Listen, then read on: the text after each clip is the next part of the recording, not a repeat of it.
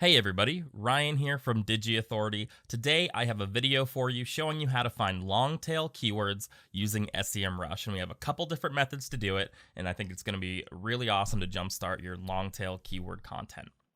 So if you don't have SEMrush, we do have a link below to a trial. It is an affiliate link, but we don't get paid out on any trials that you sign up for. So if you just want to have a trial to follow along, something like that, we're not making money off that, so don't worry too much. You can go ahead and get a free trial and be able to do everything that I'm showing you here. So long tail keywords.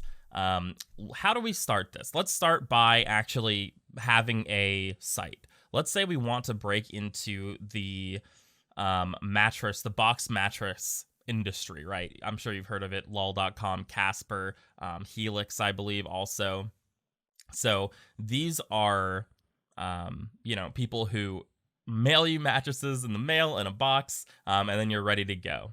So we're breaking into that industry. We want to start up a long tail content kind of strategy so that we can start getting organic search traffic in without having to compete against the really big keywords like, buy a mattress or something like that. So how do we begin? The easiest way to begin in SEMrush especially is the competitive research side. So it's going to be as simple as typing in Casper.com and seeing exactly what they're doing. So let's have this load up a little bit. They're getting, almost 1 million search traffic a month. We're going to click into that.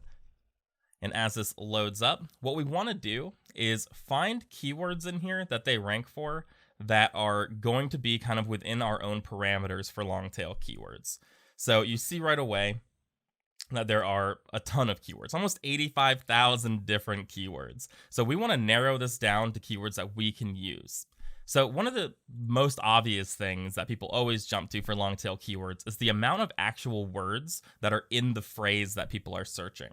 So we'll go ahead and start with a filter. By hitting advanced filter, we can go ahead and include keyword count, so word count, and we want it to be greater than 3.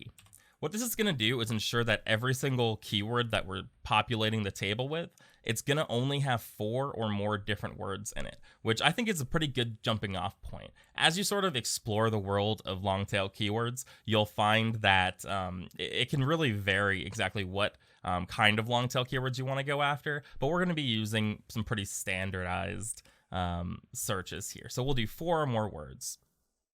Perfect. Let's go ahead and search through here and see if we see anything interesting. Here we have normal queen size mattress dimensions.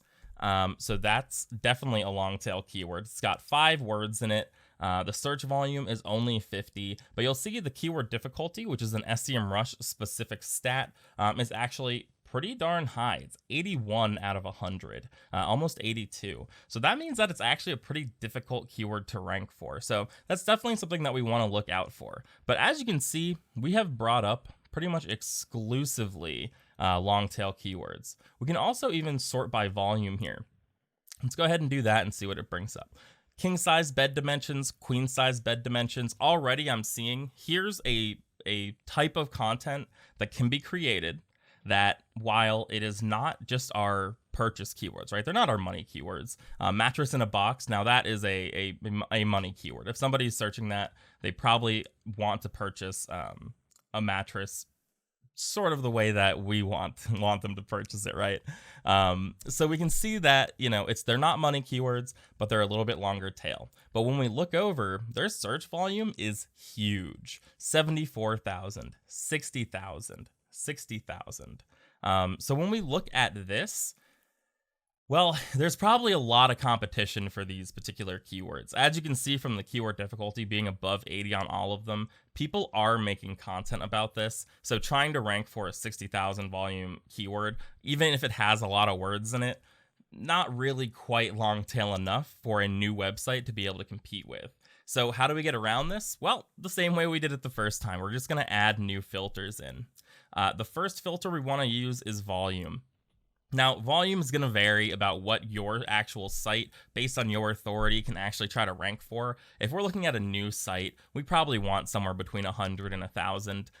You could go lower, and it'll probably be super easy to rank for a keyword that only 10 people are searching for. But there definitely is a you have to weigh your options. Are you going to spend tons of time writing content that 2 people per month are going to see? Or should we go after the keywords that have a little bit higher volume, still on the long tail side, but still a little bit higher volume?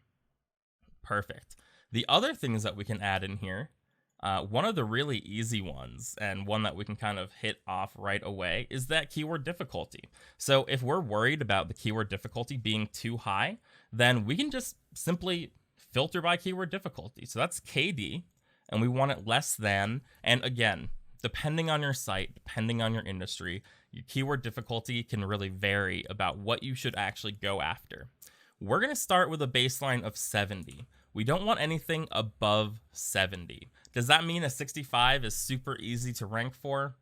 It can really depend on what you're going after and how developed the content is that ranks for those particular keywords. But this is definitely a great baseline to start with. Again, with SEO, and especially content, trial and error is really important. So use these as jumping off points, but you'll need to sort of play around and find something that works for your site at your authority level. So we've added in a bunch more of these sort of these filters in here. And now instead of looking at 85,000 keywords, we're looking at 526 keywords. And that's going to give us some really interesting keywords to play with. Who invented the bed? Now, we could probably rank for that, right? We could bring some traffic in that way. It'll help build our brand. Not a particularly great money keyword. Someone searching who invented the bed is probably not looking to purchase a mattress, a new mattress, but something like memory foam versus hybrid, that could be a really great keyword, because if we have an article about, which is better, memory foam versus hybrid, and if we offer both options, that's great, because whichever one they decide fits them is going to be perfect, because we have an option for them to purchase right there. If we only have a memory foam option, then maybe we write the content so that we kind of amp up memory foam to look really good. We can look down here, weighted blanket weight guide. Another great one. Weighted blankets are becoming more and more popular. They help with things like anxiety. There are people with special needs who might need weighted blankets that really help calm them down at night and help them sleep. So if that is a product that we offer, then it's definitely a good idea to not just have a blanket page where we talk about all the blankets we offer, but start a long tail content strategy where we target weighted blanket keywords, like a weight guide. 880 people searching, pretty low. It could still have some reasonable competition, and then there are 60. The keyword difficulty is 66. So not too high on the keyword difficulty. This is definitely an area that we could start getting some organic traffic in. So that is pretty darn easy so far. We're able to find, I've already got some ideas of content that I can write, and we're about, 5 minutes into actually doing some research. So the research part is super easy, super fast. How to clean weighted blanket. I've already found, again, 880 people searching how to clean weighted blanket. We're already on track to make a lot of content and start bringing in organic traffic. We have some other ways that we can do this, though. We could steal big content ideas and then try to rank for their long tail keywords. So how does that work? We're going to look at their pages report. So up at the top, we can see that Casper.com has a pages report. This is showing us all of their top traffic generating keywords. So if we look at the mattress size comparison guide, remember how we were looking at keywords that were like king size mattress dimensions and queen size mattress dimensions? This page houses all of that content for them. If we can create a similar page and go after some of those longer tail keywords that Casper.com isn't really focused on, then we're going to be in a really good position. So let's see, there's 7,300 keywords that Casper is ranked for on that page. There's no way that they are purposefully targeting all of those keywords. So if we click into that, it's going to take us specifically to the rankings of that page. So let's go ahead and look at the positions again. Okay, perfect. We've saved all of these. Let's go ahead and close out some of these filters. And what we're seeing is every single keyword now that page ranks for. Bed sizes, king size bed, full size bed, queen dimensions. These are some of those variations of those long tail keywords that we were looking at. These keywords are much shorter tail. You know, bed size is a great example. 135,000 people searching for that. That's bringing in a lot of traffic. Now all we need to do is apply those filters again. You know, I just got rid of them, but we can take a look at word count greater than 3. And now we can do a very specific filter. We're finding, you know, how wide is a queen bed. That might be something that we forgot to focus on. We might focus on what are the queen size bed dimensions, but if we have a header that has to do specifically with how wide it is, we might be able to capture some of this volume, some of that search traffic, without having to compete against the main keywords, just being like queen size bed dimensions, queen size mattress dimensions. So there are a ton of options in here to go ahead and copy their content, pull some of their keywords that they're not as focused on. You know, if you look at let's see something that they're not ranked at very well, you know, full versus queen size.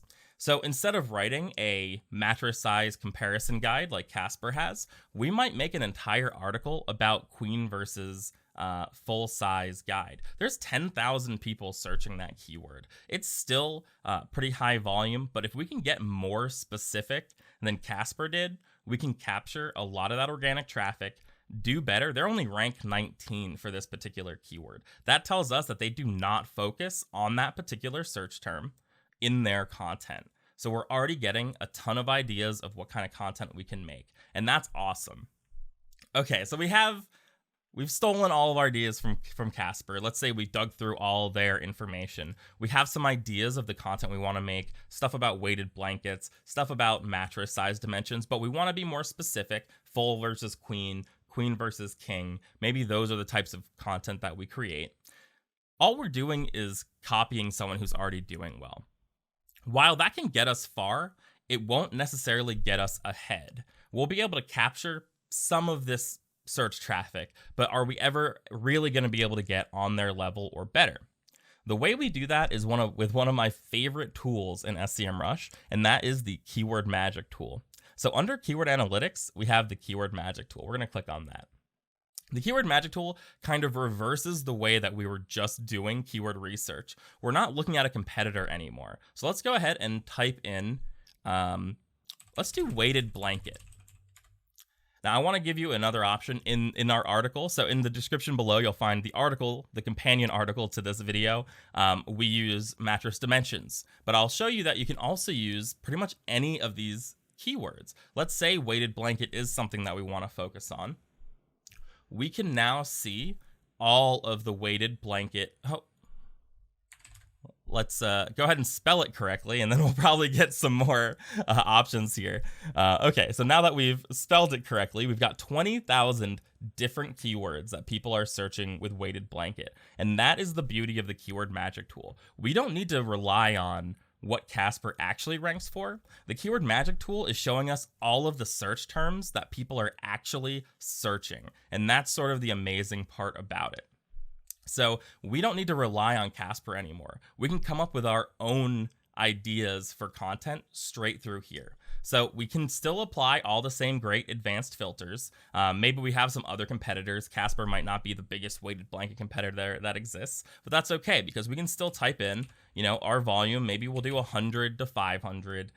We can have a keyword difficulty in here. Like I said, a max of 70. We probably want to put a minimum in there too, just in case anything funky is kind of happening down below that. So 10 to 70, really good range. Word count, we want probably from 4 again. And we go ahead and apply that filter. Awesome. So now we have keywords like how much should a weighted blanket weigh? Amazing. We've got 480 people searching. We've got 64 KD. That's a really great target for us to go after. Maybe we write a whole article about weighted blankets, and this is just part of it. Maybe we write an article that it's all about how much should a weighted blanket weigh, and we dissect the different purposes for a weighted blanket. And within that, we can add in even more of these long tail keywords. So you can see here, we have a lot of options for keywords in here, and it's just going to give us more and more content ideas. But not all of this is going to inform us necessarily on how to target these keywords or how to put it into content in a way that makes sense. So here's something really awesome you can do with the keyword magic tool. And we have another keyword magic tool video. It's a full tutorial. I would definitely suggest checking that out because the keyword magic tool it's one of my favorite tools of any SEO tool that I use. It's definitely one of our go-tos when it comes to keyword research. Let's pull out all of these filters. We'll go ahead and clear them. SEMrush has an amazing section here called questions.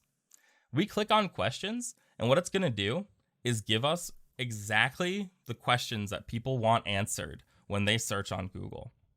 How to wash a weighted blanket. 9,900 people searching, 64 KD. That is absolutely amazing. That KD is extremely low. That's something that a newer website could target without a problem. But look at that search volume. It's huge, and there's 6 keywords in it.